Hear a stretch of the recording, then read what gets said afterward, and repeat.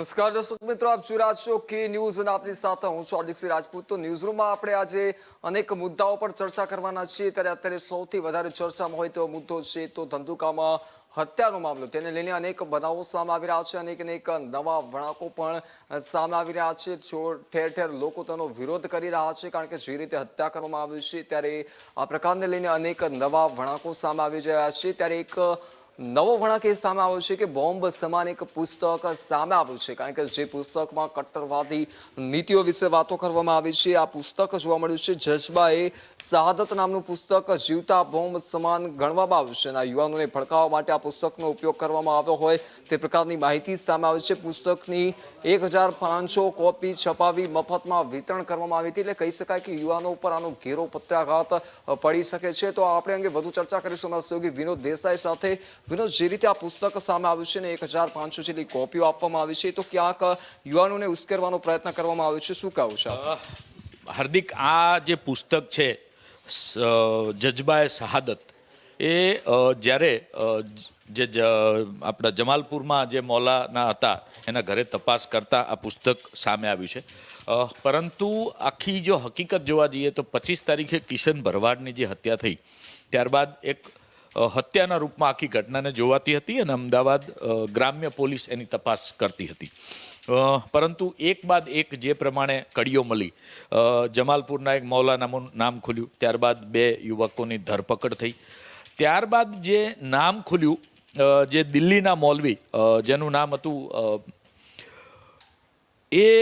જે મૌલવીનું દિલ્હીના મૌલવીનું નામ ખુલ્યું, ત્યારબાદ આખી ઘટના જાણે એક આતંકવાદી ષડયંત્ર, કારણ કે પોલીસને જે શંકા ગઈ એ જે મૌલાના હતા દિલ્હીવાળા એ અનેક આવી એક્ટિવિટીઝ સાથે સંકળાયેલા છે। ત્યારબાદ આખી જે તપાસ છે એ અમદાવાદ ગ્રામ્ય પાસેથી લઈ અને એટીએસને સોંપવામાં આવી। એટીએસની આ તપાસ, કારણ કે હવે આખી જે ઘટના હતી એ ષડયંત્ર તરફ જઈ રહી હતી, કારણ કે ધંધુકાના કિશન ભરવાડ પહેલાં જે પોરબંદરના ઓડેદરા યુવાન છે તેની હત્યા પહેલાં થવાની હતી, પરંતુ એ જેલમાં હતો એટલે બચી ગયો, અને ત્યારબાદ કિશનની હત્યા થઈ। એટલે એક બાદ એક જે કડીઓ મળી, ત્યારબાદ જ્યારે મૌલાના જે જમાલપુર ખાતેના તેના નિવાસે અને મસ્જિદમાં તપાસ કરતા આ પુસ્તક મળી આવ્યું, અને આ પુસ્તકમાં યુવાનોને કઈ રીતે 1500 જેટલી કોપી આ પુસ્તકની છાપવામાં આવી હતી, અને એમાં જે કમર ગની ઉસ્માની છે જે દિલ્હીનો મૌલાના છે, અને શબ્બીર પણ જ્યારે આ પુસ્તકનું ડિસેમ્બર 2021માં લોન્ચિંગ થયું એને લોકો વચ્ચે મૂકવામાં આવ્યું ત્યારે આ બંને પણ ત્યાં હાજર હતા। એટલે આ જે પુસ્તક છે જજ્બાએ શહાદત, તેમાં કઈ રીતે આખું જે પુસ્તક છે એ ક્વેશ્ચન આન્સર ફોર્મમાં છે। જો તમે આવું કરો તો શું થાય, એના જવાબમાં કહેવામાં આવ્યું છે કે જો તમે ધર્મ વિરોધ બોલે એની હત્યા કરો તો તમને જન્નત મળે, ના કરો તો શું થાય, આ કેમ કરવું જોઈએ, આવા બધા સવાલ, અને ઉર્દુ અને હિન્દી ભાષામાં પુસ્તક છે। એટલે યુવાનોને ભડકાવવા માટે જીવતા બોમ્બ સમાન આ પુસ્તક હતું। એની સાથે સાથે પુસ્તકની સાથે સાથે એરગન પણ મળી આવી છે। કહેવાય છે એવું કે જ્યારે કારણ કે આ એરગનનો ઉપયોગ નિશાન સાધવાની પ્રેક્ટિસ માટે કરવામાં આવતો હોય છે, કારણ કે દર વખતે ઓરિજિનલ રિવોલ્વર યુઝ કરવી એ સેફ પણ નથી અને ખર્ચાળ પણ ખૂબ છે। ત્યારે એરગનથી તમે ગમે તે જગ્યાએ પ્રેક્ટિસ કરી શકો છો, એનાથી નિશાન સાધવાની પ્રેક્ટિસ કરી શકો છો, અને ત્યારબાદ તમે ઓરિજિનલ રિવોલ્વર ઉપર તેનો હાથ અજમાઈ શકો છો। એટલે આ પ્રકારે જો જોવા જઈએ તો આ પુસ્તક છે એ ખૂબ 1500 જેટલી કોપી તો એની ઓલરેડી હાર્દિક વેચાઈ ચૂકી હતી, મફતમાં યુવાનોને આપવામાં આવી હતી। એટલે જ્યારે પણ, અને આમાં એક વાત એવી કરી છે કે ધર્મ વિરુદ્ધ જે બોલે તેની હત્યા કરો, આવી પણ એક થિયરી સામે આવી હતી છે।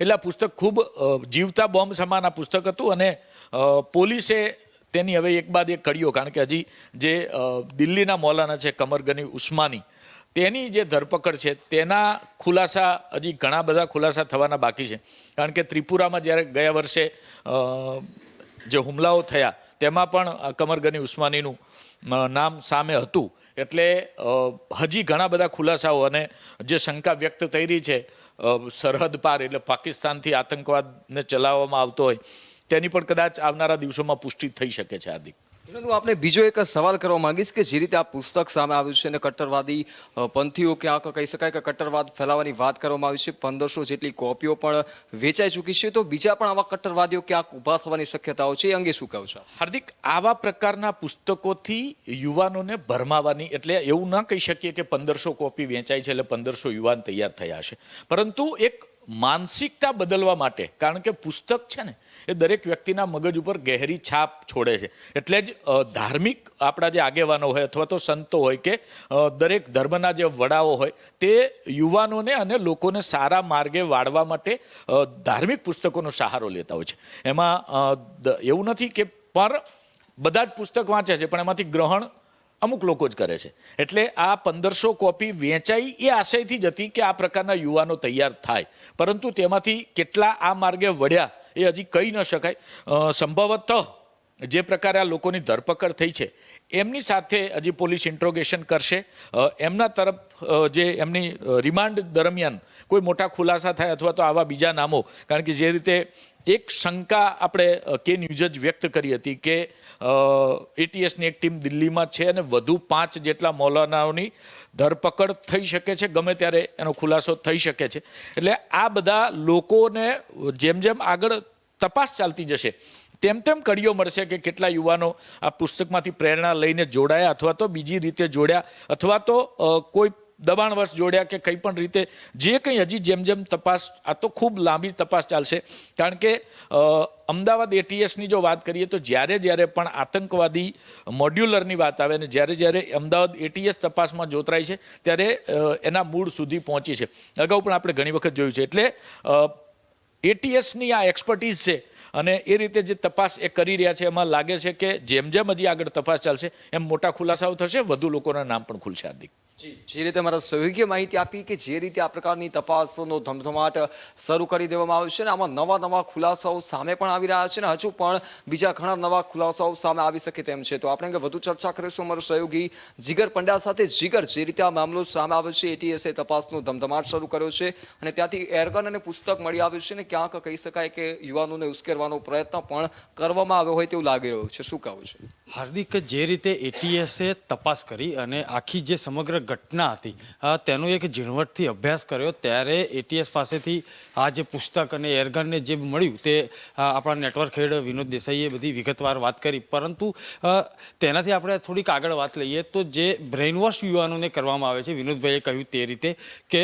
ત્યાં આગળ પુસ્તકની અંદર જે વાક્યો લખેલા છે અને પ્રશ્ન સવાલ જવાબના આધારિત આ પુસ્તક બનાવાયેલું છે અને તેમાં એક બ્રેઇનવોશ કરવામાં આવે છે અને બ્રેઇનવોશ કર્યા પછી જે યુવાનો જે છે તેમને ઉશ્કેરવામાં આવે છે અને ઉશ્કેરવા કર્યા પછી જે એક સ્લીપર સેલ જેમ કાર્યરત હોય તેવી આશંકા એટીએસે વ્યક્ત કરી છે. અને હાર્દિક, અત્યારે હાલ એક અપડેટ પોરબંદરથી આવી રહી છે તે હું દર્શક મિત્રોને જણાવવા માટે પ્રયત્ન કરીશ કે પોરબંદરના જે યુવાનની હત્યા કરવાનું કાવતરું ઘડાયેલું હતું પરંતુ તે જેલમાં હતો તેથી તે બચી ગયો અને કિશન ભરવાડની હત્યા થઈ ગઈ. પણ અત્યારે હાલ જે પોરબંદરથી આપણા સહયોગી અશોક થાનકી જે છે તેમણે એક અપડેટ આપી છે કે જે યુવક જે હતો ને જેની હત્યા કરવામાં આવવાની હતી પોરબંદરના યુવકની, તેના ઘરે પોલીસ પ્રોટેક્શન વધારી દેવામાં આવ્યું છે અને પોલીસ પ્રોટેક્શન જે રીતે વધાર્યું છે તે પ્રમાણે જોઈ શકાય કે પોરબંદરના યુવક ભલે તે જેલમાં હોય પરંતુ તેના પરિવાર પર પણ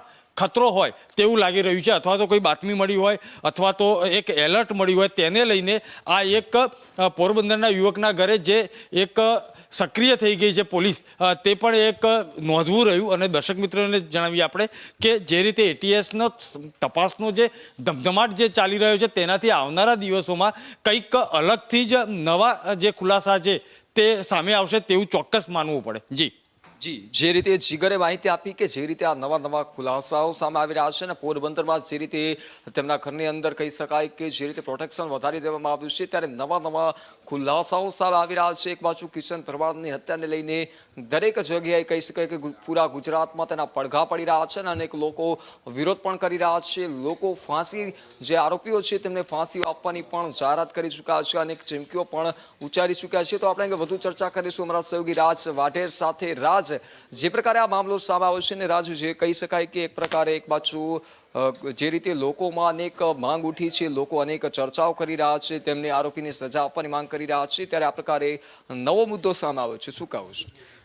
જી ચોક્કસથી હાર્દિક, જે પ્રમાણે મારા બંને સહભાગીઓએ જણાવ્યું આપણને, તેનાથી હું થોડુંક આગળ જણાવીશ કે જે પ્રમાણે ધંધુકામાં કિશન ભરવાડની હત્યા થઈ ત્યારબાદ એક સામતે એક પછી એક અનેક શહેરોમાં બંધના એલાન થયા, સાથોસાથ આંદોલન થયા, સાથોસાથ રેલી પણ થઈ, શક્તિ પ્રદર્શન થયું, પોલીસ મારો પણ થયો અને ઘણા હુલ્લડ પણ ઉપડ્યા. સૌથી પહેલાં તો આપણે વાત કરીએ કે કે ન્યૂઝ દ્વારા આપણે ઘણી વખત જાહેર જનતાને આપણે અપીલ કરી છે કે શાંતિ જાળવો અને કોઈ પણ પ્રકારના સોશિયલ મીડિયામાં ફેલાતા ખોટા મેસેજને વળગી ના રહો. હવે આપણે વાત મુદ્દાસર આવીએ તો જે પ્રમાણે બુક મળી આવી છે હાર્દિક, તો તે બુકની અંદર બ્રેન વોશ થઈ જાય એવી રીતના શબ્દ પ્રયોજન વાપરવામાં આવ્યા છે. હું તમને થોડું ઘણું જણાવી દઉં કે તમને અને જાહેર જનતાને ખ્યાલ જ હશે કે સ્લીપર સેલ્સ નામના વ્યક્તિઓ હોય છે કે જે લોકો એક પ્રકારે સક્રિય હોય છે, કે જે આતંકવાદ સાથે સીધી રીતે નહીં પરંતુ આડકતરી રીતના ક્યાંક ને ક્યાંક જોડાયેલા હોય છે. જેમના હેડ કહે તેટલું તેવું કહે, મતલબ કે જેટલું પાણી આપે એટલું પાણી પીવાનું, તેવી રીતની વાત છે.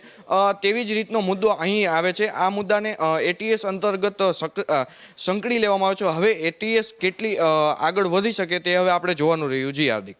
જી, જે રીતે મારા સહયોગીએ માહિતી આપી કે જે પ્રકારે આ ઘટના સામે આવી છે, ત્યારે અનેક નવા વળાંકો સામે આવી રહ્યા છે, ત્યારે આગામી સમયમાં તંત્ર દ્વારા આને લઈને કેવા પગલાં લેવામાં આવશે તે હવે આગામી સમય બતાવશે. પરંતુ આને લઈને તપાસનો ધમધમાટ શરૂ થઈ ચૂક્યો છે. એટીએસે તપાસ શરૂ કરી છે અને આ તપાસ ક્યાંક ધીમે ધીમે દિલ્હીથી લઈ હવે પાકિસ્તાન સુધી પણ ક્યાંક ષડયંત્ર હોય તેવું લાગી રહ્યું છે. તો હવે આપણે આગળના મુદ્દાઓ પર ચર્ચા કરીએ તો કે ગુજરાતી કલાકારોને ક્યાંક કેસરિયાનો રંગ લાગી ચૂક્યો છે તેવું લાગી રહ્યું છે, કારણ કે અનેક ગુજરાતી કલાકારોએ ભાજપનો કેસ ધારણ કર્યો છે. એટલે કહી શકાય કે ગુજરાતી કલાકારોને ક્યાંક હવે કેસરિયાનો રંગ લાગી ચૂક્યો હોય તેવું સ્પષ્ટ લાગી રહ્યું છે. ગુજરાત વિધાનસભાની ચૂંટણી નજીક આવી રહી છે, ત્યારે અનેક કાવા દાવાઓને અનેક આમથી આમ કહી શકાય કે નેતાઓ આમથી આમ જઈ રહ્યા છે, ત્યારે આ પ્રકારે ગુજરાતી કલાકારોને હવે કેસરિયાનો રંગ લાગી ચૂક્યો છે. ગુજરાતના જે રીતે કહી શકાય કે જેમાં ભૂતપૂર્વ નાણામંત્રી અને કોંગ્રેસના સિનિયર આગેવાન બાબુભાઈ શાહની પુત્રી અને ગુજરાતી ફિલ્મ ઇન્ડસ્ટ્રીની જાણીતી અભિનેત્રી ભક્તિ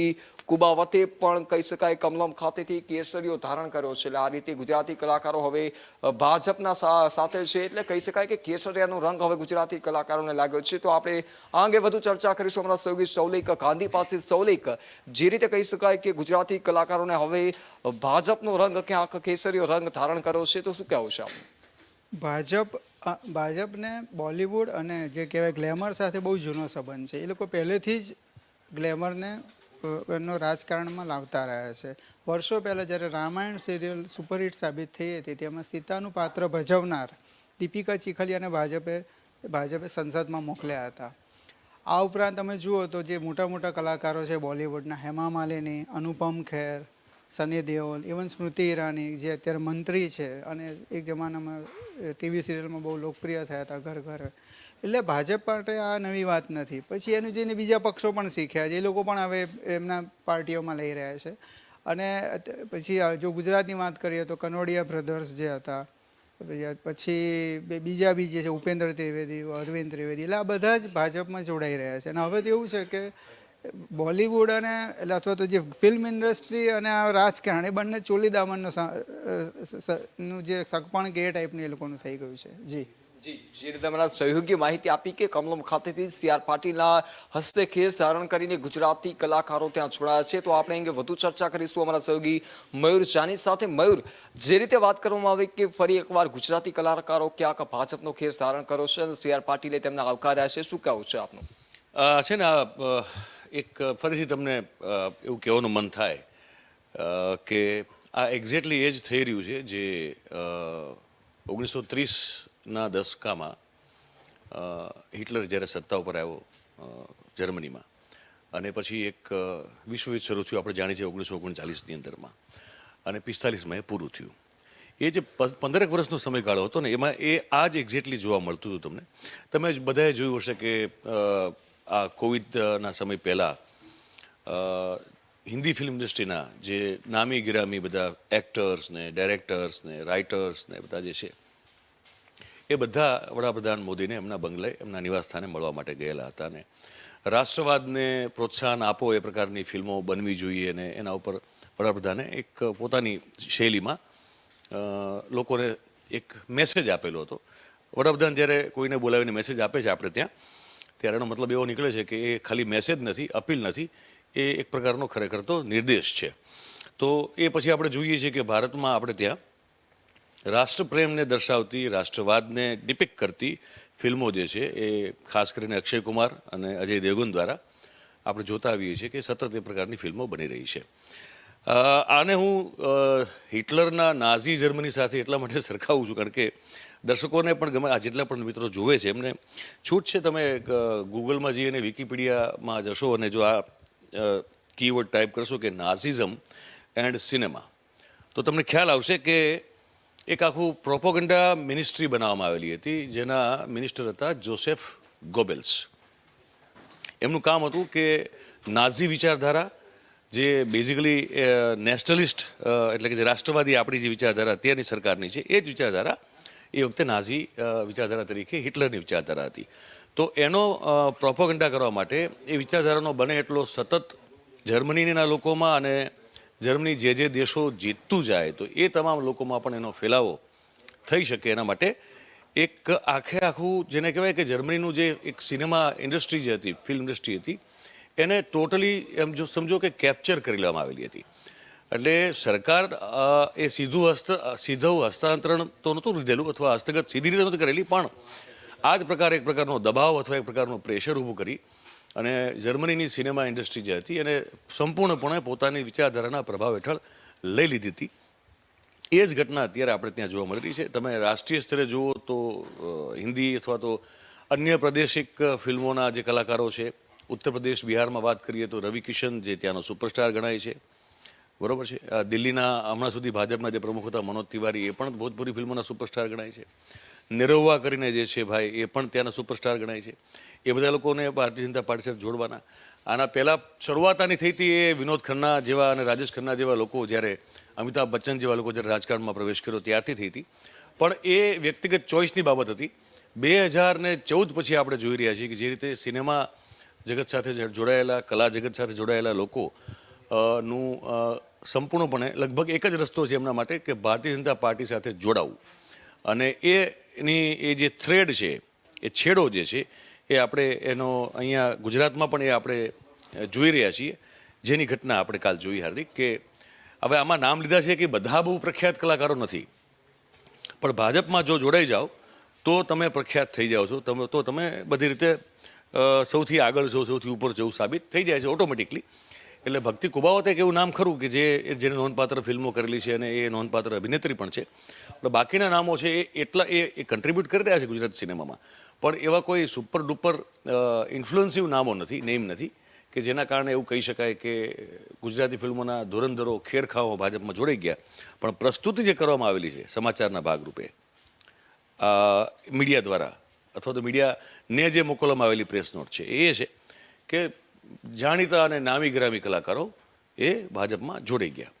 હવે આપણે જો સમજીએ છીએ કે મલ્હાર જે છે, મલ્હાર દવે છે, પ્રતિક ગાંધી છે, પ્રેમ ગઢવી છે, બધા બહુ બધા નામો છે જે લોકો ખરેખર ગુજરાતમાં બહુ મોટું કામ કરતા કલાકારો છે. એવા જ ઘણા બધા ડાયરેક્ટર્સ છે, એવા જ ઘણા બધા પ્રોડ્યુસર્સ છે, એવા જ ઘણા બધા લેખકો અને રાઇટર્સ પણ છે. પણ એ બધામાંથી કોઈ હજી ભાજપમાં જોડાયું નથી. પણ હવે જે ટ્રેન્ડ ગુજરાત સુધી પહોંચ્યો છે એ જોતાં એવું લાગે છે કે 1930ના દાયકામાં જે જર્મનીમાં હિટલરના સમયમાં જે નાઝી પાર્ટીએ કરેલું હતું સિનેમાનું નાઝીકરણ, એ જ પ્રકારે હવે આપણે ત્યાં છેલ્લા 7-8 વર્ષથી જે કલા જગત છે, સિનેમા છે, ફિલ્મ્સ ઇન્ડસ્ટ્રી જે છે એનું ભાજપીકરણ જે છે થતું જોવા મળી રહ્યું છે. અને આજે આપણે કાલની ઘટના જોઈએ એના ભાગરૂપે છે. જે રીતે અમારા સહયોગી સંપૂર્ણ માહિતી આપી, તો હાલમાં આ રીતે ગુજરાતી કલાકારો તેમાં જોડાઈ રહ્યા છે. તો આપણે અંદર વધુ ચર્ચા કરીશું અમારા સહયોગી રાજ વાઢેર સાથે. રાજ, જે પ્રકારે કમલમથી ગુજરાતી કલાકારોએ ભાજપનો કેસ ધારણ કર્યો છે, શું કહું છે આપનું?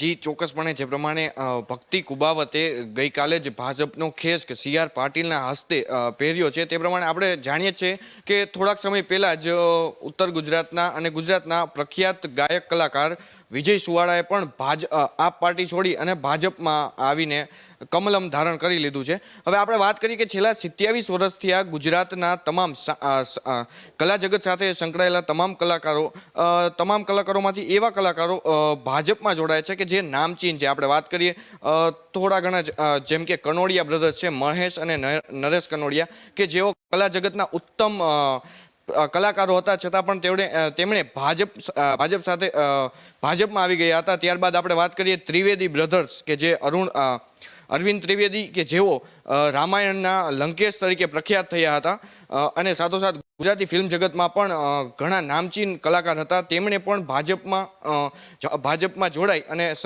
સાંસદ તરીકે ચૂંટાયા હતા. અને તેમના જ ભાઈ ઉપેન્દ્ર ત્રિવેદી કે જે ગુજરાતી ફિલ્મ જગતના ભીષ્મપિતા પણ કહી શકીએ તેવા નામચીન વ્યક્તિ પણ ભાજપ સાથે સંકળાયેલા હતા અને ભાજપમાં ઝંપલાયું હતું. જી હાર્દિક.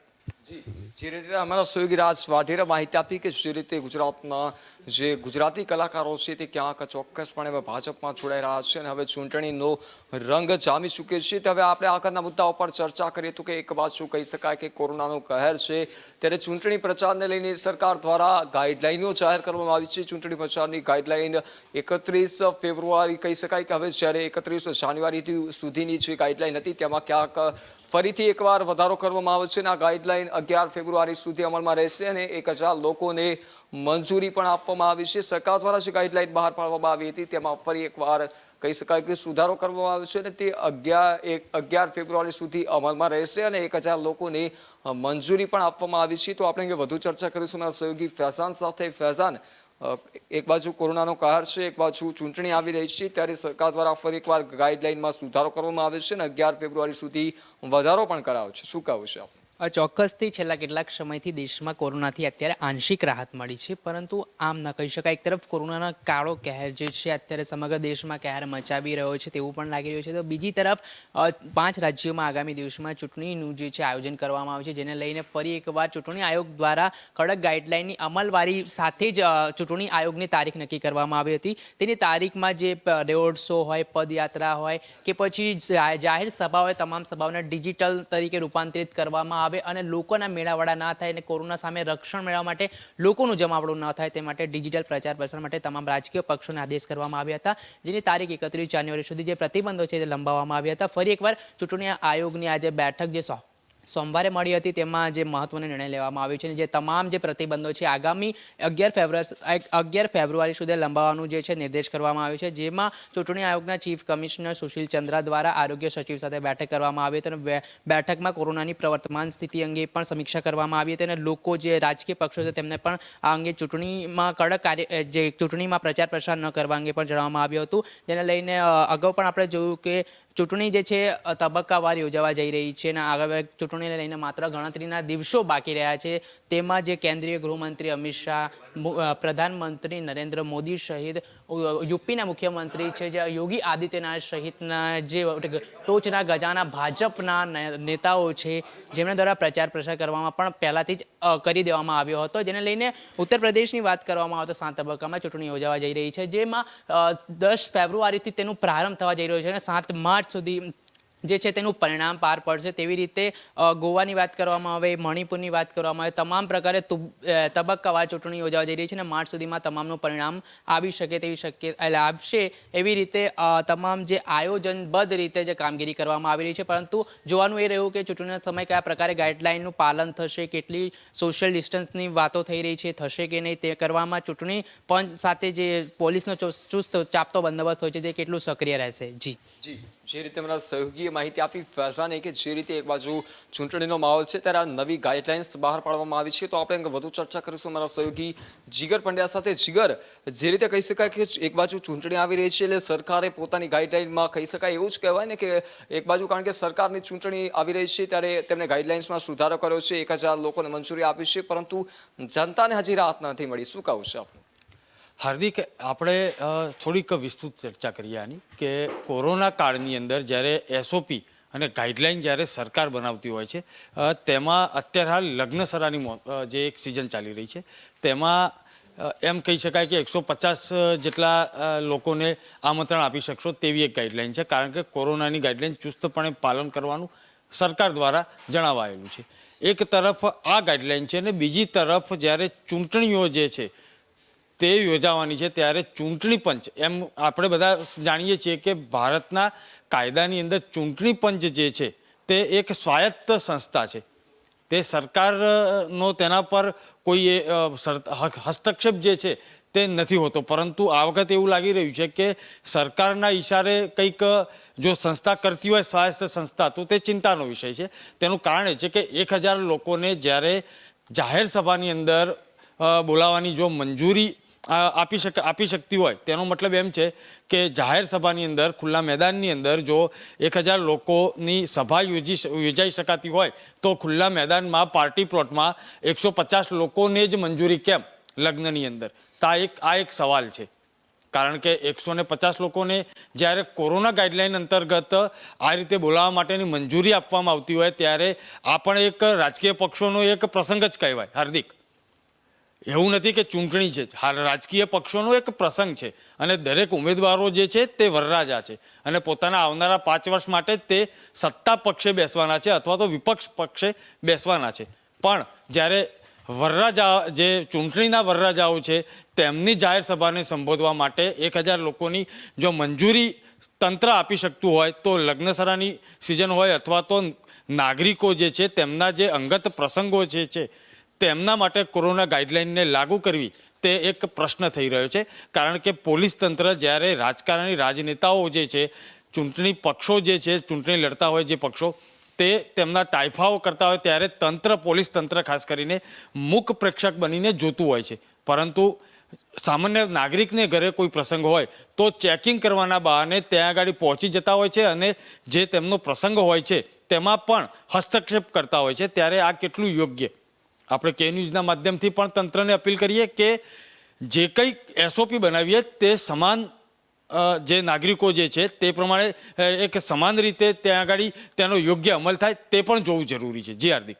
જી, જે રીતે મારા સહયોગીએ માહિતી આપી કે જે રીતે એસઓપી જે બનાવવામાં આવી છે ક્યાંક નેતાઓ દ્વારા તેનું પાલન કરવામાં નથી આવતું તેવા દ્રશ્યો પણ આપણી સામે આવતા હોય છે. ત્યારે ફરી એકવાર ચૂંટણીનો માહોલ છે ત્યારે કહી શકાય કે તેની એસઓપી જાહેર કરી દેવામાં આવી છે અને 11 ફેબ્રુઆરી સુધી જે આ નવી જાહેરાત કરવામાં આવી છે તેનો અમલ કરવામાં આવશે અને 1000 સુધી લોકો અને નેતાઓ આ રેલીમાં જોડાઈ શકવાની મંજૂરી પણ આપવામાં આવી છે. ત્યારે એક બાજુ કોરોનાનો કહેર છે, આંકડાઓ ક્યાંક ઓછા થઈ રહ્યા છે પરંતુ આંકડાઓ ઓછા થઈ રહ્યા છે, કોરોના ગયો નથી તે એક કારણ કે ચિંતાનો વિષય છે. કોરોનાના કેસ હજી વધી રહ્યા છે, નવા વેરિયન્ટો સામે આવી રહ્યા છે એટલે આ પ્રકારની રેલીઓ ક્યાંક કોરોનામાં ફરી એકવાર ઉછાળો આવી શકે તો પણ નવાય નહીં. તો હવે આપણે આગળના મુદ્દા ઉપર ચર્ચા કરી હતું કે ઉડતા ગુજરાતનું જે નામ ક્યાંક હવે વહેતું થઈ રહ્યું છે કારણ કે દરેક વસ્તુમાં ક્યાંક કૌભાંડ જોવા મળતું હોય છે તો ક્યાંક નવા વળાંકો સામે આવતા હોય છે. ત્યારે ફરી એકવાર વેક્સિન કૌભાંડ સામે આવ્યું છે. જે રીતે આપને હું જણાવી દઉં કે જે રીતે ભૂતકાળની થોડી પાછળ નજર કરી તો કે જે રીતે કોરોનાની બીજી લહેર હતી તેમાં વેક્સિનમાં જે રીતે કહી શકાય કે તેમાં જે ઇન્જેક્શન હતા રેમડેસિવિર તેમાં ક્યાંક કૌભાંડ સામે આવ્યું હતું. ત્યારે ફરી એકવાર જે નવી લહેર આવી રહી છે તેમાં ત્રીજી લહેરમાં આ પ્રકારનું કૌભાંડ સામે આવ્યું છે. વેક્સિનને લઈને કૌભાંડ સામે આવ્યું છે. દવાઓ કહી શકાય કે દવાની ખાલી શીશીઓ પણ જોવા મળી રહી છે. ત્યારે આ પ્રકારના કૌભાંડને લઈ અનેક સવાલો ઉભા થઈ રહ્યા છે. ત્યારે જે રીતે આ પ્રકારનું વેક્સિનનું જે કૌભાંડ સામે આવ્યું છે ત્યારે અંગે વધુ ચર્ચા કરીશું અમારા સહયોગી ફૈઝાન સાથે. ફૈઝાન, જે રીતે વેક્સિન કૌભાંડ સામે આવ્યું છે તો શું કહેવું છે આપનું? જે પ્રકારે ચોક્કસથી કહી શકાય કે છેલ્લા ભૂતકાળમાં પણ જે આવી જ રીતે કૌભાંડો સામે આવી રહ્યા હતા તો હવે ઉત્તર પ્રદેશના વારાણસીમાંથી વેક્સિન અને ટેસ્ટિંગની જે કીટો હોય છે તેનું કૌભાંડ સામે આવ્યું છે. જેમાં વારાણસીના રોહિતનગર ખાતે એક મકાનમાં બંધ મકાનમાં કેટલાક શખ્સો દ્વારા આનું વેક્સિનેશન જે છે તેનું નકલી વેક્સિન બનાવીને લોકોને જે સાથે છેતરપિંડી આચરવામાં આવતી હતી જેના દ્વારા લોકો પાસે જે ઝાયકોવી હોય કે કોવિડશિલ્ડ જેવી તમામ વેક્સિનનો જથ્થો છે પોલીસ દ્વારા ઝડપી પાડવામાં આવ્યો છે. આ અંગે ત્યાંના યુપીએસટીફીના એસપી છે વિનોદ કુમારસિંહે જણાવ્યું હતું કે આ વેક્સિનનો જે કાળો કારોબાર છે તેના દ્વારા બાતમીના આધારે અમારી ટીમે દરોડા પાડીને સમગ્ર ઘટનાનો પર્દાફાશ કર્યો હતો અને તેની સાથે સંકળાયેલા તમામોની હાલ ધરપકડ કરી લેવામાં આવી હતી અને તેનું જે આખું દેશવ્યાપી રેકેટ છે તે કહી શકાય તો જે દેશવ્યાપી રેકોર્ડ સામે આવ્યો છે તેમાં અનેક રાજ્યોમાં છે આવી રીતે વેક્સિન છે કાળાબજારી કરવામાં આવતી હતી અને લોકોની સ્વાસ્થ્ય સાથે છેતરપિંડી કરવામાં આવતી હતી. એને લઈને પણ પોલીસ દ્વારા અત્યારે વધુ તપાસ તપાસ હાથ ધરવામાં આવી છે અને તેની સાથે તમામ એજન્સીઓ પણ જોડાયેલી છે, જે આખી ઘટનાનું સમગ્ર નિરીક્ષણ કરી રહી છે અને ક્યાં ક્યાં જગ્યાએ વેક્સિનેશનની કામગીરી અને નકલી જે વેક્સિનનો જથ્થો પહોંચાડવામાં આવે છે તે દિશામાં તપાસ હાથ ધરી છે. આપણે અગાઉ પણ જોઈ શક્યા છીએ કે આવી રીતે વેક્સિનની વાત હોય કે પછી બનાવટી સર્ટિફિકેટની વાત હોય, તમામ રીતે આ કૌભાંડો સામે આવતા હોય છે, જેને સાથે દેશના સ્વાસ્થ્ય, દેશના લોકોના સ્વાસ્થ્ય સાથે પ્રકારે ચેડા કરવામાં આવતા હોય છે. તેવી જ આ ઘટના છે. તે અંગે આવા લોકો સામે, આવા તત્વો સામે કડકમાં કડક કાર્યવાહી કરવામાં આવે ને બીજી વખત આવું બને નહીં તે માટે શિક્ષાત્મક દાખલો બેસાડવામાં આવે તેવી અપીલ પણ કરવામાં આવી રહી છે. તમામ દર્શકો પણ આવી જે ઘટનાઓ ઘટતી હોય છે તેનાથી પૂરેપૂરી વસ્તુની ખરાઈ કરીને જે વેચાણ થતું હોય તેના ઉપર પર્દાફાશ કરે ને જે સરકારી હસ્તક કે કોઈ પણ કેન્દ્ર હોય ત્યાંથી જ વેક્સિન લેવાનો આગ્રહ રાખે. જી, જે રીતે એમાં સહયોગી ફૈઝાને માહિતી આપી કે જે રીતે આ પ્રકારનું કૌભાંડ સામે આવતા હોય છે, ત્યારે ફરી એકવાર વેક્સિન અને કહી શકાય કે ટેસ્ટિંગની કીટોમાં ફરી એકવાર આ પ્રકારની નકલી વસ્તુઓ સામે આવી છે. ક્યાંક લોકોના સ્વાસ્થ્ય સાથે છેડા થતા હોય તેવું સ્પષ્ટ જોવા મળી રહ્યું છે. આ કૌભાંડ ખાલી અહીંયા પૂરતું નથી, વારાણસી પૂરતું નથી, પરંતુ આનું રેકેટ ક્યાંક દિલ્હી સાથે જોડાયેલું છે અને દિલ્હીથી કહી શકાય કે અનેક દક્ષિણના રાજ્યોમાં તેને આપવામાં આવી છે. એટલે હજી પણ ક્યાંક અનેક જગ્યાઓ પર આ પ્રકારે નકલી વેક્સિનનો જે જથ્થો છે તે પહોંચ્યો છે ને તે આપવામાં આવી રહી છે. તો આપણે વધુ ચર્ચા કરીશું અમારા સહયોગી રાજ વાઢેર સાથે. રાજ, જે પ્રકારે આ મુદ્દો સામે આવ્યો છે આનું રેકેટ ક્યાંક ખૂબ મોટું હોવાનું સામે આવ્યું છે. હાલમાં જે વારાણસીમાં જે ઘટના બની છે તેમની જે શખ્સોએ આ કર્યું છે તેમની ધરપકડ કરવામાં આવી છે. શું કહું છે આપનું? જી, ચોક્કસથી હાલ વારાણસીમાં જે પ્રમાણેનું કૌભાંડ સામે આવ્યું છે કે નકલી વેક્સિન ને નકલી કોવિશિલ્ડની જે પ્રકારે રસીનું કૌભાંડ સામે આવ્યું છે તેની અંતર્ગત ત્યાંની સ્થાનિક પોલીસ દ્વારા 5 આરોપીઓની ધરપકડ પણ કરી દેવામાં આવી છે. પરંતુ આપણે વાત કરીએ કે થોડાક સમય પહેલા જે પ્રમાણે અવનવી ઘણી બધી રીતે કૌભાંડો સામે આવ્યા છે. કૌભાંડોમાં નકલી રસી, નકલી દવાઓ અને સાથોસાથ મેડિકલની એટલી નકલી વસ્તુઓ કે જે ઓછા પૈસાના લીધે બજારમાં ફરતી થઈ ગઈ હતી અને લોકો પણ તેને ઉપયોગમાં કરવા માંડ્યા હતા. હાર્દિક, જે પ્રમાણે ત્રીજી લહેર ગુજરાતમાં પ્રવેશી ચૂકી છે, આપણે જાણીએ છીએ તે પ્રમાણે કે ઠેર ઠેર કોરોનાના કેસોમાં સતત જે પ્રમાણે વધારો થઈ રહ્યો હતો અને હાલ જે પ્રમાણે ઘટાડો પણ થઈ રહ્યો છે, તેમાં શરૂઆતના સમયમાં કોરોનાની પહેલી લહેરમાં, બીજી લહેરમાં જે પ્રમાણે મન પડે તેવી રીતના ડોક્ટરો પણ ક્યાંક ને ક્યાંક, ખોટા ડોક્ટરો પણ ક્યાંક ને ક્યાંક આવી ગયા હતા અને તેમણે દવાઓનો જે પ્રમાણે જથ્થો પણ વેચાણ કરવા માંડ્યો હતો.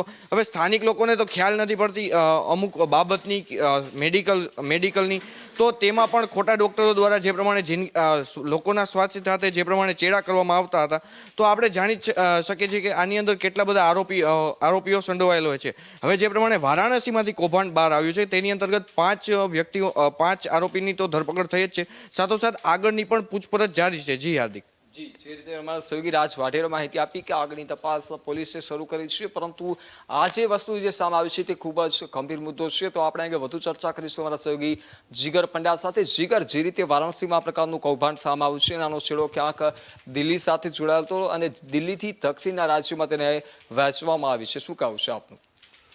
હાર્દિક, જે ડ્રગ માફિયા હોય ને તે ક્યાંક ને ક્યાંક મહામારીનો જે એક ફાયદો જે છે તેને ઉઠાવવામાં સક્રિય થયા હોય તેવું લાગી રહ્યું છે. કારણ કે આ વારાણસીથી જે એક નકલી વેક્સિન અને નકલી ટેસ્ટિંગ કિટ બનાવવાનું જે કૌભાંડ જે છે તેનો એક નેટવર્કનો પર્દાફાશ ભલે વારાણસીથી થયો હોય, પરંતુ તેમની જે ઝાડ જે છે તે સમગ્ર દેશની અંદર ફેલાયેલી હતી. અને એવું કહી શકાય કે જ્યારે મહામારી ચાલતી હોય અને કોરોના કાળ ચાલતો હોય ત્યારે કેટલાક લેભાગુ તત્વો તેનો ધંધો કરવામાં, વેપાર કરવામાં વ્યસ્ત બની જતા હોય છે. અને તેનો એક આ ઉત્તમ નમૂનો જે છે કે વારાણસીમાંથી જે નકલી ડ્રગ બનાવવાનું, ડ્રગ જ કહી શકાય, કારણ કે જે મેડિસિન જે છે તે નકલી દવાઓ બનાવવાના ક્યાં અને કેટલા કારખાના ધમધમતા હશે તે આપણે અજાણ છીએ અત્યારે હાલ તો. પરંતુ ડ્રગ માફિયા જે હોય છે તે અલગ અલગ પેતરા રચીને અલગ અલગ રીતે પૈસા કમાવાનો જે ધંધો જે છે તે શોધી કાઢતા હોય છે. તેમાં આ એક કિસ્સો બહાર આવ્યો છે. તેમાં વેક્સિન જે છે તે નકલી બનાવીને દક્ષિણના રાજ્યોમાં સપ્લાય કરી હતી તેવું જે આરોપીઓ છે તેમણે કબૂલ્યું છે. સાથે સાથે જે ટેસ્ટિંગ કિટ જે છે તે પણ બનાવી છે કે જે સહેલાઈથી અત્યારે હાલ બજારમાં સરકારે ઉપલબ્ધ કરાવી છે. આ એક હાર્દિક વસ્તુ સમજવા જેવી છે કે જ્યારે ટેસ્ટિંગ કિટ સરકાર દ્વારા જ રેપિડ ટેસ્ટ કરવામાં આવતો હતો ત્યારે આ પ્રકારની નકલી ટેસ્ટિંગ કિટ બનાવવાનું કોઈ કૌભાંડ અથવા તો કોઈએ સાહસ નહોતું કર્યું, કારણ કે તે સરકાર દ્વારા જ આખું એક પ્રોટોકોલ હતો. પણ જે દિવસથી મેડિકલ સ્ટોરમાં ઉપલબ્ધ કરવામાં આવી છે ત્યારથી આ સમાચાર આવ્યા છે કે નકલી કીટ પણ બજારમાં વેચાઈ રહી છે. આનો મતલબ એમ છે કે સરકાર ડ્રગ માફિયાઓને ક્યાંય પ્રોત્સાહન તો નથી આપતી ને. એક પ્રશ્ન થાય આપણને, એક નાગરિક તરીકે જ્યારે પ્રશ્ન ચોક્કસ થાય કે જ્યારે બજારમાં જે વસ્તુ ઉપલબ્ધ નથી ત્યારે કોઈ જ કૌભાંડ નહોતું થતું. અને જ્યારે તમે આ પહેલાંનો દાખલો લઈએ આપણે, બીજી લહેર વખતે જે ઇન્જેક્શન જે હતું રેડમે એવી જે ઇન્જેક્શન હતું તે પણ નકલી બનાવતા શરૂ થઈ ગયું હતું, કારણ કે તે પ્રાઇવેટ જગ્યાએ મળતું હતું. એટલા માટે તેને એક નકલી બનાવવાનું કોઈકને વિચાર આવે તો અને લાખો કરોડો રૂપિયાનો ફાયદો પણ કરી લીધેલો અને ત્યારબાદ કૌભાંડ બહાર આવ્યું હતું. તો આ એક મહામારીનો લાભ લઈને ડ્રગ માફિયાઓ જ્યારે સક્રિય થતા હોય છે ત્યારે સરકારી તંત્ર કેટલું સક્રિય થાય છે તેના પર એક પ્રશ્ન થાય, કારણ કે લોકોના જીવન સાથે વણાયેલો આ પ્રશ્ન છે અને જિંદગીઓને જે જોખમમાં મૂકવાની વાત છે તે અહીં સ્પષ્ટ રીતે આપણે જોઈ શકીએ છીએ. જી હાર્દિક. જે રીતે મને સહયોગી માહિતી આપી કે જે રીતે લેભાગુ તત્વો હોય છે તે ક્યાંક આવા પ્રકારનો લાભ લઈને આ પ્રકારના કૃત્યો કરતા હોય છે અને સરકાર દ્વારા તેને લઈને કાર્યવાહી પણ કરવામાં આવી છે. આની પહેલા પણ રેમડેસિવિર ઇન્જેક્શનનું આ જ પ્રકારનું કૌભાંડ સામે આવ્યું હતું અને આ જ રીતે હવે વેક્સિન છે, ટેસ્ટિંગ કિટ્સ છે, આનું કૌભાંડ સામે આવ્યું છે. ત્યારે હવે આને લઈને તંત્રો દ્વારા કેવા પગલામાં લેવામાં આવશે તે હવે આગામી સમય બતાવશે. પરંતુ આ જે કૌભાંડ છે તે ક્યાંક દિલ્હીથી તેના છેડા મળી રહ્યા છે અને દિલ્હીથી તે દક્ષિણના રાજ્યોમાં આપવામાં આવ્યું હતું. એટલે કહી શકાય કે ખાલી વારાણસી પૂરતું નથી, પરંતુ આ ક્યાંક દિલ્હીથી અનેક જગ્યા પર ફેલાવવામાં આવ્યું છે. ત્યારે બીજી જગ્યાઓ પર સરકાર દ્વારા કેવા પ્રકારના પગલાં લેવામાં આવશે, તંત્ર દ્વારા કેવા પ્રકારની કહી શકાય કે કામગીરી કરવામાં આવશે તે હવે આગામી સમય જ બતાવશે. હવે આપણે આગળના મુદ્દાઓ પર ચર્ચા કરીએ તો કે જે રીતે કમલમ ખાતેથી સી આર પાટીલના હાથમાં એક કાગળિયું આપી દેવામાં આવ્યું હતું અને તેમને એક નિવેદન આપી દીધું હતું, તે એક ચર્ચાનો મુદ્દો બન્યો છે. કારણ કે તેમણે એમ જણાવ્યું હતું કે ખેડૂતોની જે બેંક છે તેમાંથી 25% ભર્યા બાદ ખેડૂતોનું દેવું માફ કરવામાં આવશે. આના ઉપર પ્રતિક્રિયા પણ આપી છે. આપ નેતા ઈસુદાન ગઢવીએ આના પર પ્રતિક્રિયા આપતા જણાવ્યું છે કે સરકાર ચલાવે છે કે સર્કસ. આ પ્રકારની તેમને આક્ષેપો પણ કર્યા છે સરકાર પર, કારણ કે જે રીતે તેમના દ્વારા જાહેરાત કરી દેવામાં આવી છે કે 25% ભરી ખેડૂતોને દેવાની માફી આપી દેવામાં આવશે, ત્યારે ભાજપે ખેડૂતોની માફી માંગવી જોઈએ આ પ્રકારનું પણ ઈસુદાન ગઢવીએ જણાવ્યું છે. તો આપણે અંગે વધુ ચર્ચા કરીશું અમારા સહયોગી જીગર પંડ્યા સાથે. જીગર, જે રીતે કહી શકાય કે કમલમના આ પ્રકારનો મુદ્દો સામે આવ્યો છે, ખેડૂત તેમને જાહેરાત પણ કરી દીધી હતી કે ખેડૂતોને જો 25% ભરશે તો તેમનું દેવું માફ કરી દેવામાં આવશે ને તે ક્યાંક હવે પોકળ સાબિત થયું છે, ખોટું સાબિત થયું છે અને આપ નેતા થોડા પ્રકારના આક્ષેપો પણ કરાયા છે. શું કહ્યું છે આપ? જે આક્ષેપો કરાયા છે અને ત્યાંથી જવાબ મળ્યો છે એની ચર્ચા પછી કરીશું આપણે હાર્દિક. પરંતુ ખેડૂત જે છે તે એની એક એવી પરિસ્થિતિ છે કે જે આવે તે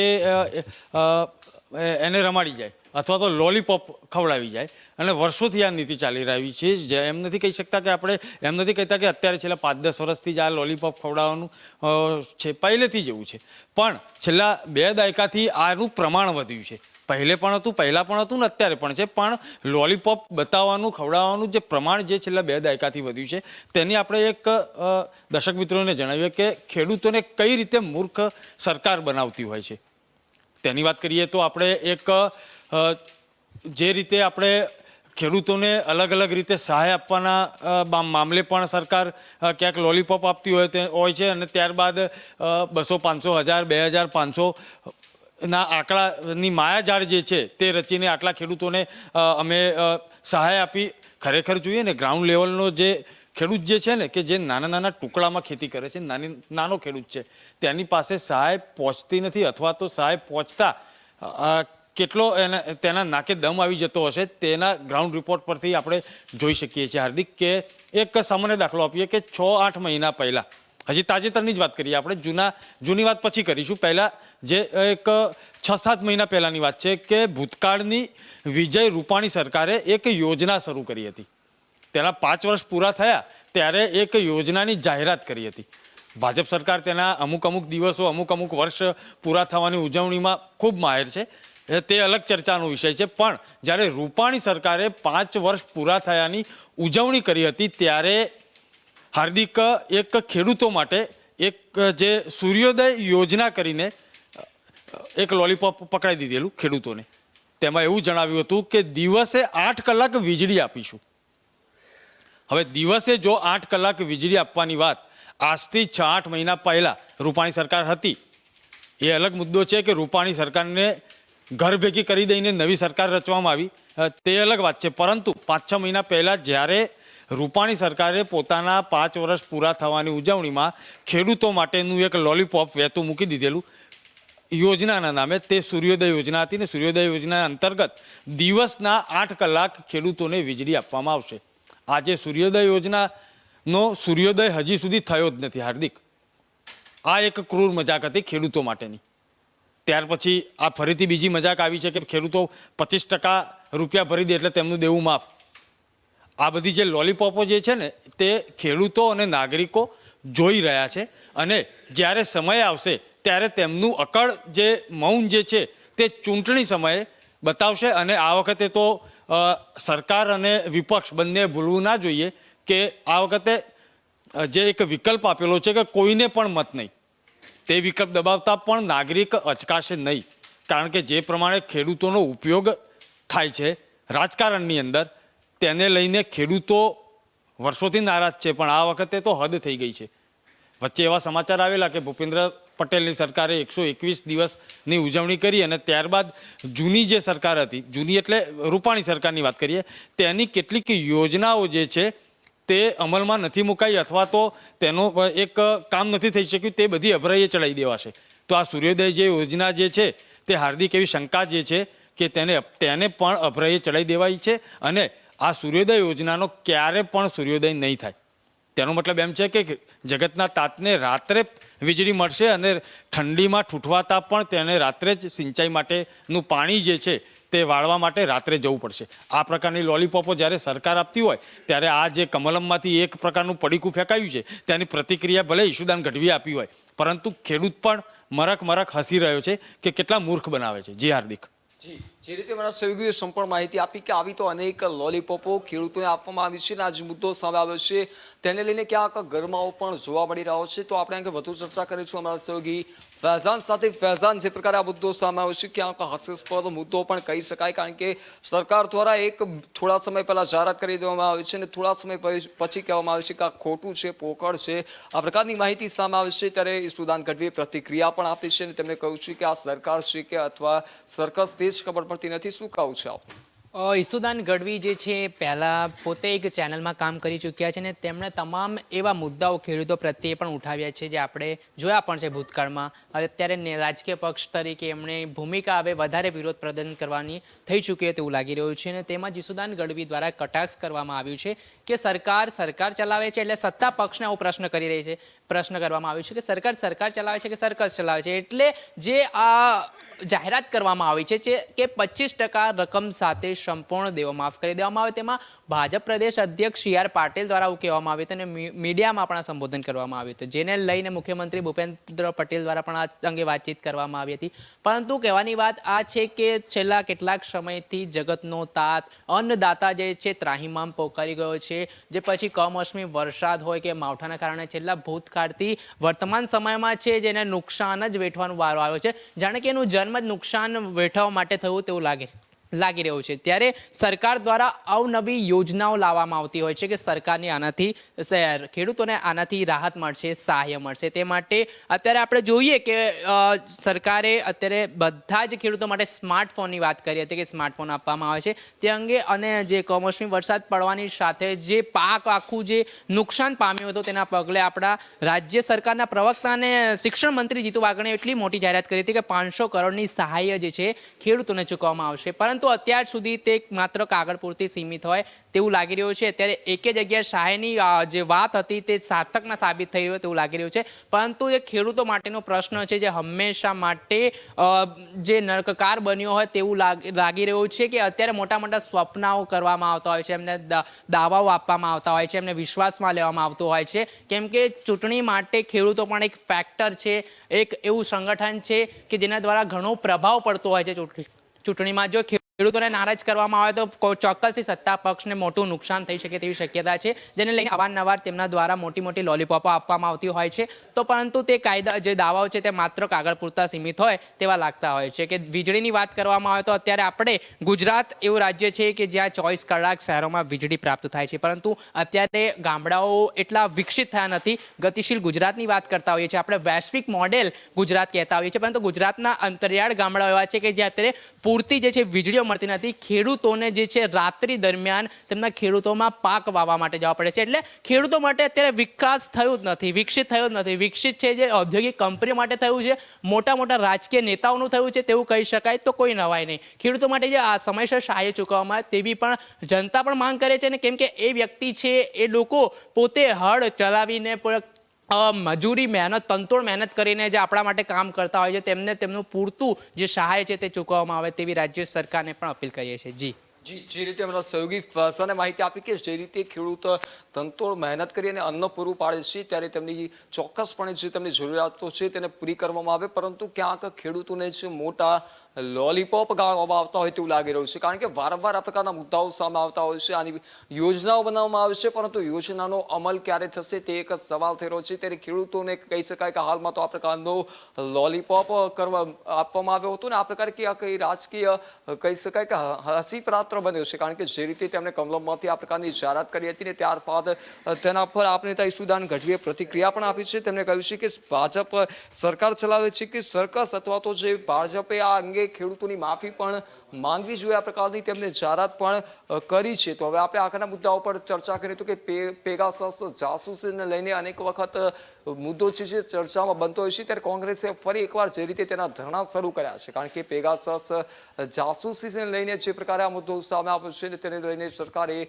ફરી એકવાર ધરણા શરૂ કર્યા છે. કોંગ્રેસે આ પ્રકારના ધરણા શરૂ કર્યા છે કારણ કે તેમને એવું લાગી રહ્યું છે કે તેમના પર ક્યાંક જાસૂસી કરવામાં આવે છે અને આ મુદ્દો અનેકવાર ચર્ચાનો વિષય પણ બનતો હોય છે. ત્યારે આ મુદ્દે કોંગ્રેસે ધરણા શરૂ કર્યા છે અને તેની વાત કરવામાં આવે તો કે તાજેતરમાં સોશિયલ મીડિયા પર એક સોફ્ટવેરના માધ્યમથી દેશના અને કોંગ્રેસી નેતાઓની જાસૂસી કરવામાં આવી રહી હોવાનો પણ એક ધડાકો થયો છે. તો આપણે વધુ ચર્ચા કરીશું અમારા સહયોગી ફૈઝાન સાથે. ફૈઝાન, જે રીતે ધરણાનો કાર્યક્રમ વાત કરવામાં આવે કે કોંગ્રેસ દ્વારા પ્રકારે ધરણા શરૂ કરવામાં આવ્યા છે અને તેમાં અનેક વખત આ મુદ્દો ચર્ચાનો વિષય બનતો હોય છે, પેગાસસ જાસૂસીનું શું કહેવું છે? પેગાસસ મુદ્દો જે સમય આવ્યો તે સમયે ચર્ચાનો વિષય અને ટોક ઓફ ધ ટાઉન મુદ્દો રહ્યો હતો, જેને લઈને સંસદમાં અનેક વખત હોબાળો પણ થઈ ચૂક્યા છે. અત્યારે વાત કરવામાં આવે કે ભાવનગરમાં જે છે કોંગ્રેસના જે નેતાઓ છે કે પછી યુથ કોંગ્રેસના કાર્યકરો દ્વારા આને લઈને વિરોધ પ્રદર્શનનો સૂર ઉઠ્યો છે અને જગ્યા ઠેર ઠેર ધરણા કરવામાં આવ્યા છે. તેવી જ રીતે ભાવનગરના એ ડિવિઝન દ્વારા 20 જેટલા કાર્યકરોની અટકાયત કરવામાં આવી છે, જેમાં કોંગ્રેસના કાર્યકરો દ્વારા આક્ષેપ કરવામાં આવ્યો છે કે જે આ પેગાસસ જે સોફ્ટવેર છે સોશિયલ મીડિયાના માધ્યમ જે તમામ કોંગ્રેસના નેતાઓ છે તેમના પર જાસૂસી કરવામાં આવે છે એવા આક્ષેપો છે જે સરકાર પર કરવામાં આવ્યા છે, જેના બદલામાં તેમને લઈને કોંગ્રેસના કાર્યકરો છે જે રોડ પર ઉતરી આવ્યા હતા અને વિરોધ પ્રદર્શન દેખાડી રહ્યા હતા અને દેખાવ કર્યો હતો, જેને લઈને સંસદમાં પણ કેટલી વખત આપણે જોઈએ છીએ કે આ અંગે સંસદમાં ભારે હોબાળો મચી જતો હોય છે કે કોંગ્રેસના મોટા નેતાઓ ઉપર આ પ્રકારે આક્ષેપો કરવામાં આવતો હોય છે. તેમના ઉપર જાસૂસી માટે આ જે સરકાર છે આને માન્યતા આપી રહી છે કે આ જે પેગાસસનો ઉપયોગ છે જે કરવામાં આવતો હોય છે, જે સોફ્ટવેર દ્વારા છેલ્લે કેટલાક સમયથી આપણે જોઈ રહ્યા છીએ કે આ ચર્ચામાં રહેતો હોય છે અને આવું જ આ વિરોધ પ્રદર્શનના ભાગરૂપે હવે ધીમે ધીમે જે છે વિવાદનો વંટોળ જોવા મળી રહ્યો છે. લોકો હવે છે જે કોંગ્રેસના કાર્યકરો પણ રોષે ભરાયા છે અને આ પ્રકારની જે ગતિવિધિઓ છે તે રોકવામાં આવે તે અંગે જિલ્લા કલેક્ટર કચેરી ખાતે પણ તેમણે વિરોધ કર્યો હતો અને આ અંગે જે લોકો જે માન્યતા આપી રહ્યા છે તેમની સામે પણ જે આવી વિરોધ ના થાય કે આવી રીતે જાસૂસી કાંડનો ઉપયોગ આ પ્રકારે ન કરવામાં આવે તેને લઈને વિરોધ દેખાડી રહ્યા છે અને પોતાની માંગ કરી રહ્યા છે કે આ પ્રકારે જે સોફ્ટવેર છે તેનો ઉપયોગ અમારી પાર્ટી પૂરતું ના કરવામાં આવે. જી જે રીતે ફૈઝાને માહિતી આપી કે હાલમાં કોંગ્રેસ જે છે તે વિરોધ દર્શાવી રહ્યું છે, ત્યારે આગામી સમયમાં તેને લઈને કેવા પગલાં લેવામાં આવે છે અથવા તો જે પેગાસસ જાસૂસીનો મુદ્દો છે તે અનેક વખત ચર્ચાનો પોઈન્ટ બનતો હોય છે, ત્યારે આગામી સમયમાં આને લઈને શું કરવામાં આવશે તે હવે આગામી સમય બતાવશે. તો હવે આપણે આગળના મુદ્દાઓ પર ચર્ચા કરીએ તો કે ફરી એકવાર ખેડૂતનો મુદ્દો સામે આવ્યો છે, કારણ કે જે રીતે તંત્ર દ્વારા મોટા મોટા દાવાઓ કરવામાં આવતા હોય છે, ત્યારે શિક્ષણ મંત્રી રાઘવજી પટેલ દ્વારા પણ આ જ પ્રકારનો એક દાવો કરવામાં આવ્યો હતો. 40% સહાય ખેડૂતોને સ્માર્ટફોન લેવા બદલ આપવામાં આવવાની જાહેરાત કરી દેવામાં આવી હતી, પરંતુ 20 દિવસ વીત્યા હજી સુધી કોઈ પણ પ્રકારની સહાય આપવામાં આવી નથી અને 31 જાન્યુઆરીથી તો તેની નોંધણી પણ બંધ થઈ ગઈ છે. એટલે આ દર્શાવે છે કે સરકાર દ્વારા કેવા કેવા મોટા મોટા દાવાઓ આપવામાં આવે છે, કહી શકાય કે મોટા મોટા લોલીપોપ આપવામાં આવે છે, પરંતુ ક્યાંક તે ચોક્કસપણે આમાં નિષ્ફળ નીવડતી હોય તેવું લાગી રહ્યું છે. કારણ કે દરેક વખતે નવી નવી યોજનાઓ જાહેર કરે છે ખેડૂતો પર, પરંતુ તે નિષ્ફળ જાય છે. ખાલી માત્ર 20 દિવસ થયા છે, પરંતુ ત્યાં 20 દિવસમાં ફરી એકવાર આ યોજના નિષ્ફળ ગઈ હોય તેવું લાગી રહ્યું છે. તો આપણે અંગે વધુ ચર્ચા કરીશું અમારા સહયોગી જીગર પંડ્યા સાથે. જીગર, ફરી એકવાર ખેડૂતોની જ વાત કરી તો કે ફરી એકવાર ખેડૂતોને લોલીપોપ એક મોટો ગાળવામાં આવ્યો છે. શિક્ષણ મંત્રી દ્વારા, રાઘવજી પટેલ દ્વારા આ પ્રકારે જાહેરાત કરવામાં આવી હતી, પરંતુ ફરી એક વખત એ દાવો ક્યાંક પોકળ સાબિત થયો છે. શું કહું છે? આ સરકાર જે છે ને હાર્દિક, એ આરંભે શુરા જે કહેવત છે ને તેના માટે જ જાણે સરકાર બની હોય ને તેવું લાગી રહ્યું છે. કારણ કે ખેડૂતો માટે વારંવાર અલગ અલગ જાહેરાતો કરે છે. અત્યારે હાલ જે આપણે જોઈ રહ્યા છીએ તે ડિજિટલની વાત છે. ખેડૂતોને પણ ડિજિટલ બનાવીશું, સ્માર્ટફોન આપીશું, તેમનું પોર્ટલ બનાવીશું, પોર્ટલમાં તેઓ આમ કરશે. અરે ભાઈ, પણ પહેલાં તે પોર્ટલ જે છે તે ડિજિટલ થવા માટેની વાત જે છે તેના માટે ખેડૂતોના ખેતરમાં અથવા તો ઘરે પ્રોપર વીજળી તો પહોંચાડો. વીજળી પહોંચશે ત્યારે તે તેનું પીસી ઓપન કરશે, કોમ્પ્યુટર ઓપન કરશે. વીજળી પહોંચશે ત્યારે તે સ્માર્ટફોન જે છે તે સમયસર તેનું બેટરી જે છે તે રિચાર્જ કરી શકશે. જ્યારે તમે ખેડૂતોને વીજળી જ નથી આપતા તેમના ખેતર સુધી, મોટાભાગે ખેડૂતનો સમય ખેતરની અંદર પસાર થતો હોય છે. 24 કલાકમાંથી લગભગ તેના 15 થી 18 કલાક જેટલો સમય જે છે તે ખેડૂતોનો ખેતરની અંદર પસાર થતો હોય છે. પણ ખેતરની અંદર જ્યારે પોતાના ખેતર જે છે ત્યારે રાત્રે જો વીજળી મળતી હોય ત્યારે ખેડૂતને સ્માર્ટફોન આપવાના નથી, આપવા જ જોઈએ ને આપણા ખેડૂતોને ડિજિટલ પણ બનાવવા જોઈએ. પરંતુ તેના માટે માળખાગત સુવિધાઓ જે છે તે હાર્દિક આપણે એમ માની શકીએ કે પહેલાં પહોંચાડવી પડે, ત્યારબાદ ખેડૂત તેનો સ્માર્ટફોન વાપરશે, તેનું જે પોર્ટલ છે તે વાપરશે. કારણ કે પોર્ટલ છે, સ્માર્ટફોન છે, તે ચાર્જ કરવા માટે, તેની બેટરી ચાર્જ કરવા માટે તો વીજળી જોઈશે ને. એક આ વાત છે, તે વીજળી પહેલાં પહોંચાડવી જોઈએ, માળખાગત સુવિધાઓ જે છે તે પૂરી આપવી જોઈએ ને ત્યારબાદ ખેડૂતને ડિજિટલ ચોક્કસથી બનાવવો જોઈએ. પરંતુ આપણા કૃષિ મંત્રી કદાચ ભૂલી ગયા છે કે તે પોતે પણ એક ખેડૂત પુત્ર છે. ખેડૂતની શું વેદનાઓ હોય છે, શું સંવેદનાઓ હોય છે અને કઈ રીતે તેની એક જે લાગણી હોય છે તેના એક જમીનના ટુકડા સાથે તે કેમ ભૂલી જાય છે. જે જમીનના ટુકડાની અંદર જો આ કમોસમી વરસાદ આવે, અને આ વખત તો વારંવાર આવેલું છે, કોરોના કાળની થપાટ તો છે, પણ સાથે સાથે કમોસમી માવઠા જે છે તે વારંવાર આવેલા છે. વરસાદ આવેલો છે, 2-3 વખત તો વાવાઝોડું આવી ગયેલું છે. તેની સહાય ખેડૂત સુધી પહોંચી છે કે કેમ એ તે ખબર નથી. આ બધી વાતો વચ્ચે ડિજિટલની વાત વહેતી મૂકીને એક પડીકું જાણે વહેતું મૂકી દીધું, તે યોગ્ય નથી. ખેડૂતોની ક્રૂર મજાક ન કરવી જોઈએ સરકારે. અને ખાસ કરીને કૃષિ મંત્રીને આપણે અપીલ કરીએ કે પોતે પણ એક ખેડૂત છે.